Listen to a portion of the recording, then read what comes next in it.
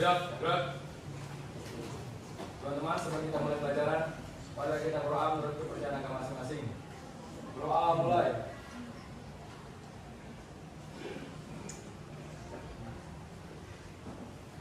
Berdoa selesai. Di hari ini masih berkaitan sama materi kita sebelumnya ya. Kemarin kita sudah belajar tentang sifat-sifat daripada larutan garam. Garam terbentuk dari apa kemarin? Asam dan basa.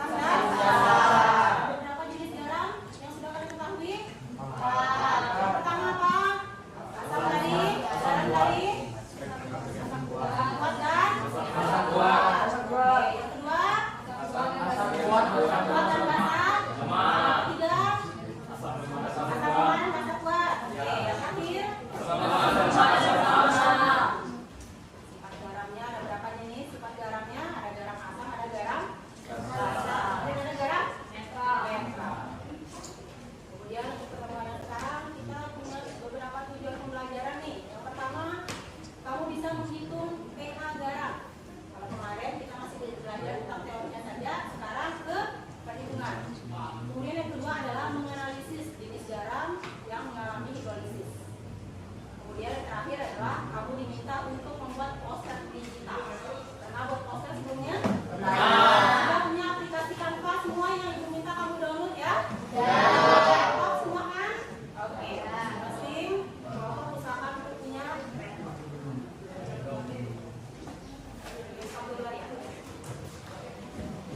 Oke, baiklah, silakan bersama kelompoknya masing-masing.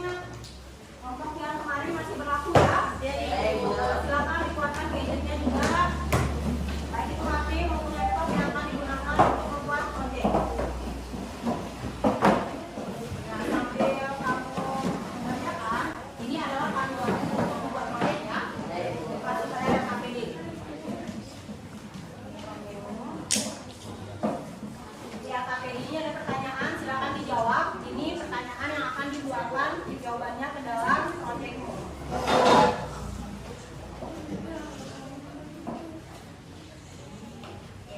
silakan dikerjakan. Sudah? Ada masalah? Bagi-bagi tugas ya? Oke.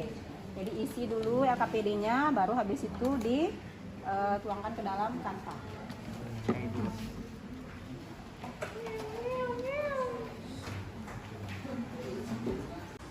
Ibu kasih waktu 30 menit, cukup ya? Waktu untuk mengerjakan proyek adalah 30 menit sekaligus bersamaan dengan mengerjakan LKPD. Silakan bagi tugas untuk masing-masing anggota kelompok supaya efektif. Sudah berapa persen nih hasil pekerjaannya? Sedikit lagi, oh sudah ada ya? Oke. Tidak ada masalah? Semuanya aktif? Aktif.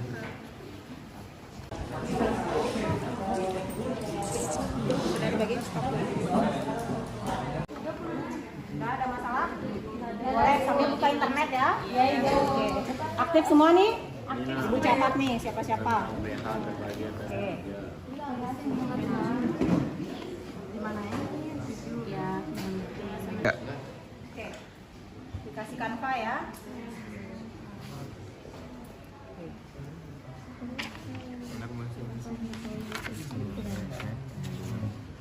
Silakan pilih template mana yang kira-kira bagus untuk jadi proyekmu. Baik Ibu. Ingat isi daripada proyeknya itu harus tertuang berdasarkan LKPD ya.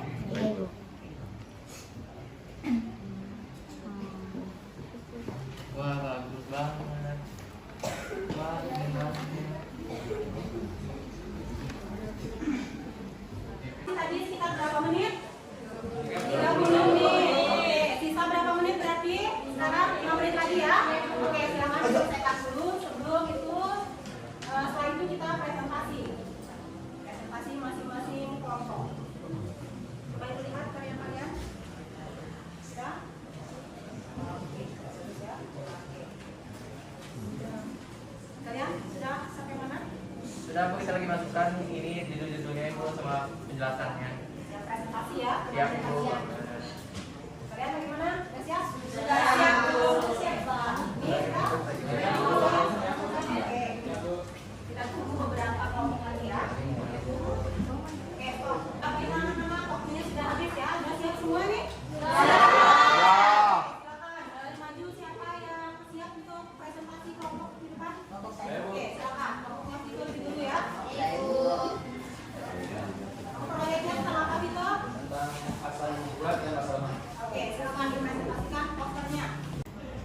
warahmatullahi wabarakatuh.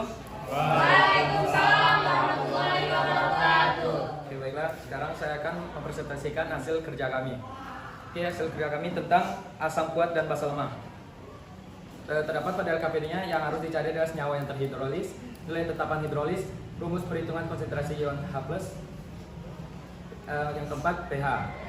Oke, untuk asam kuat dan basa, senyawa yang terhidrolis adalah basa lemah. Hidrolisis. Oke. Nilai tetapan hidrolisisnya KH sama dengan KW per KB. Ini bisa didapat di buku yang telah dibagikan. Yang ketiga, rumus perhitungan konsentrasi ion H+. Karena dia H+. Oke, untuk posternya mungkin bisa diletakkan dulu. Di sana sudah ada di slide PowerPoint-nya juga kan.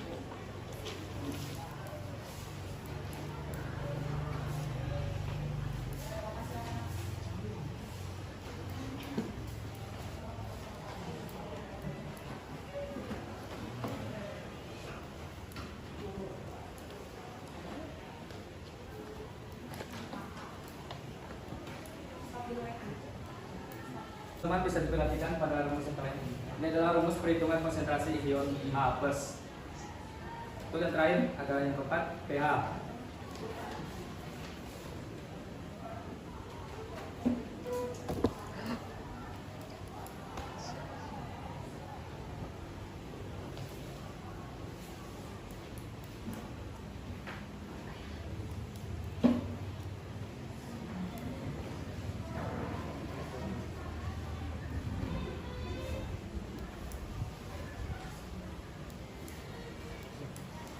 Untuk pH-nya bisa lihat di situ di papan, teman-teman.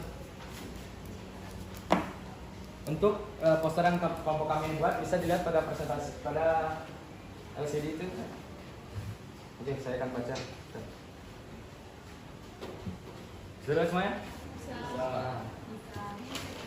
Dalam poster tersebut terdapat apa yang ada dari asam kuat dan basa lemah.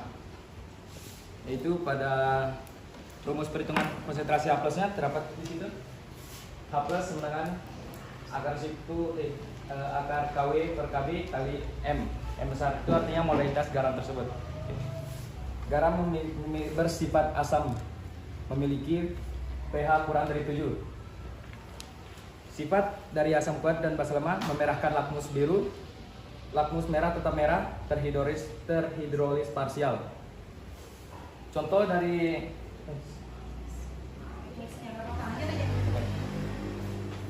garamnya dari asam kuat dan basa lemah adalah amonium sulfat, atau dalam kimianya bisa tulis N.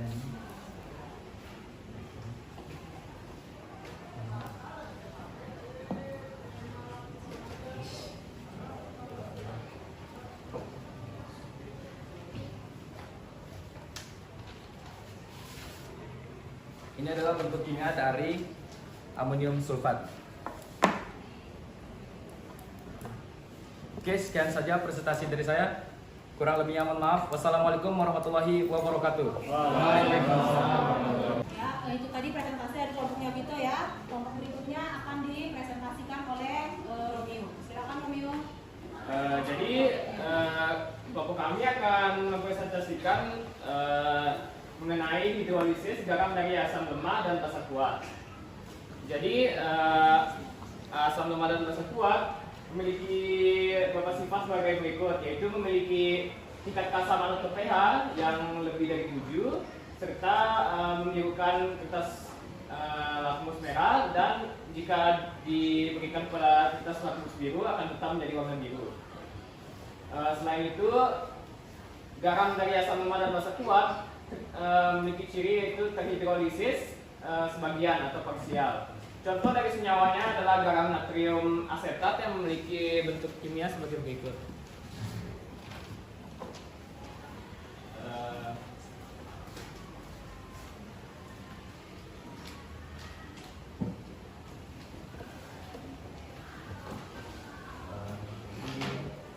Untuk kimia dari garam natrium asetat yaitu CH3,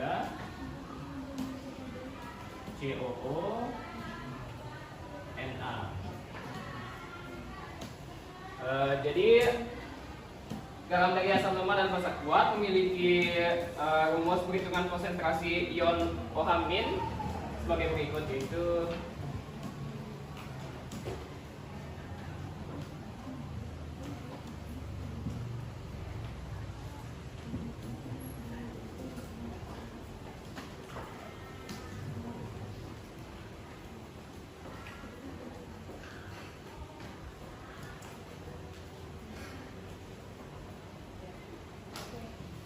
Mungkin bisa dijelaskan kalau ya Pak, Pak itu apa, kemudian M-nya apa nanti? Oke, apa? Ionisasi urai.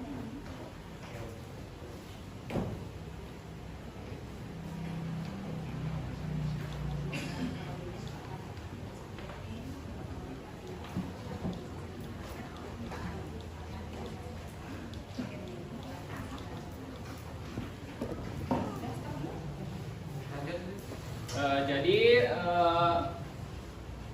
rumus ini memiliki keterangan yaitu KW sebagai tetapan ionisasi untuk air, Ka tetapan ionisasi untuk asam, dan M adalah molaritas. Selain itu, garam dari asam lemah dan basa kuat memiliki rumus POH sebagai berikut.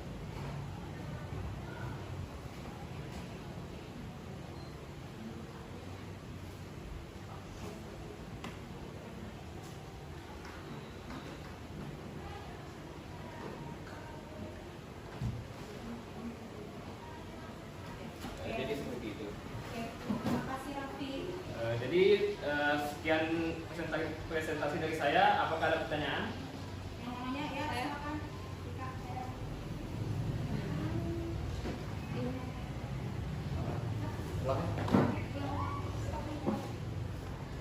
Presentasi dari kelompoknya Raffi. Bagaimana kelompok lain? Ada yang bertanya atau menanggapi? Saya. Oke, silakan Ika. Orang aja ya. Garam itu kan sifatnya asam, basa, dan netral. Nah, bagaimana cara kita mengetahui bahwa garam itu bersifat asam, basa, atau netral?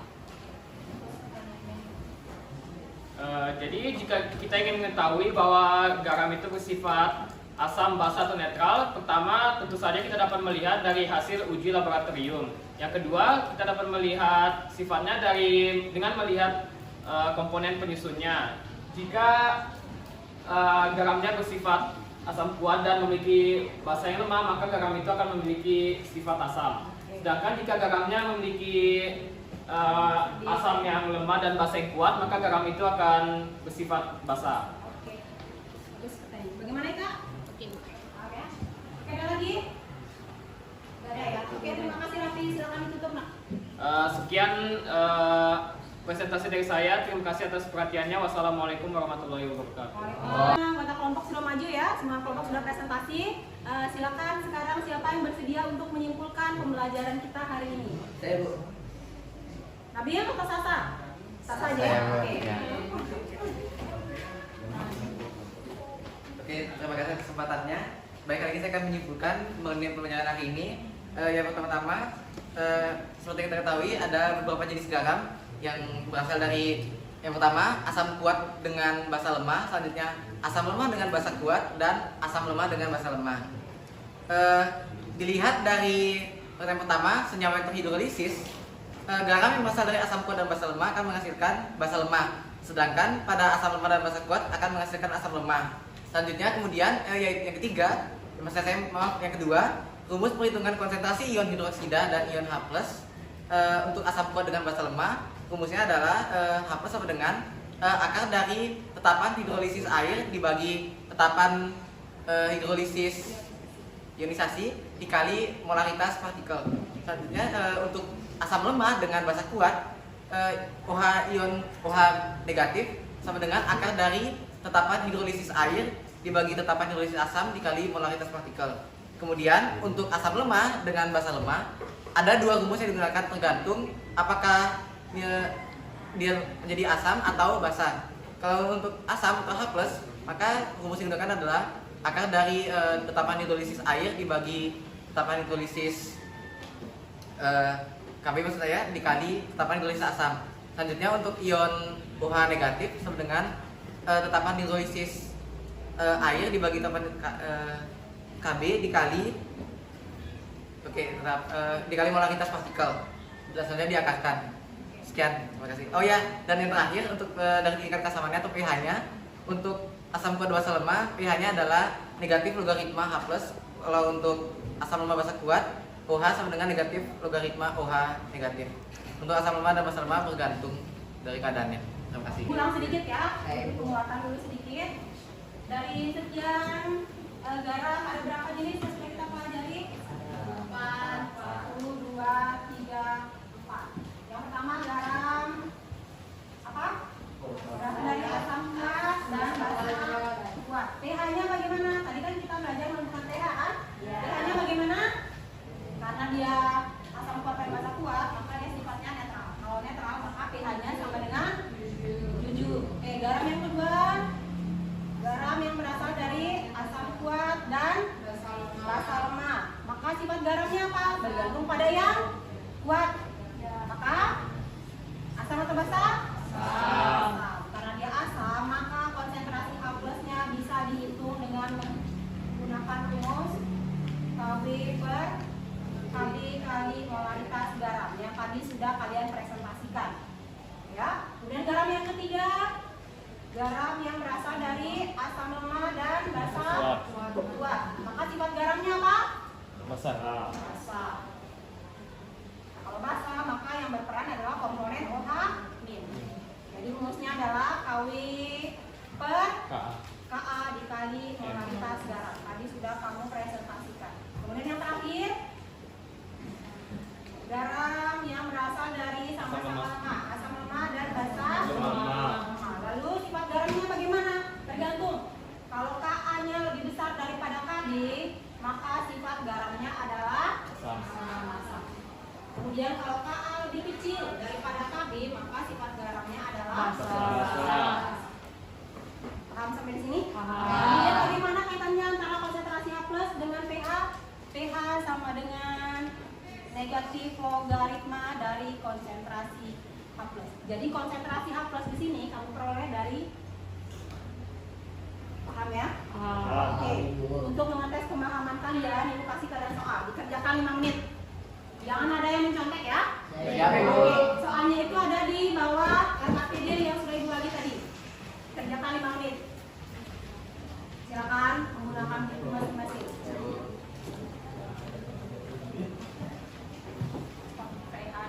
Peraturan tulis gimana? Ya, satu soal saja ya. Ya. Sudah selesai? Sudah. Silakan dikumpul. Kelas yang tadi sama bukunya juga ya, Mas, ini bukunya. Silakan dikumpul semua. Sama buku masing-masing kelompok. Oke. Sudah? Sudah ya. KPD sama buku tugasnya, buku latihannya. Ya. Oke. Ya, pembelajaran kita hari ini sudah selesai ya. Tugas poster kalian nanti dikumpulkan via WA group ya. Nanti kemudian ada pertanyaan untuk hari ini.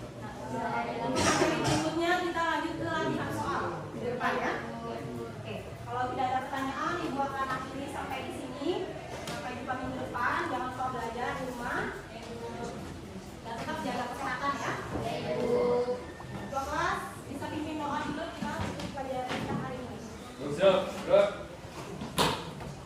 Teman-teman, sebelum mengakhiri pelajaran, mari kita berdoa menurut kepercayaan agama masing-masing. Doa mulai.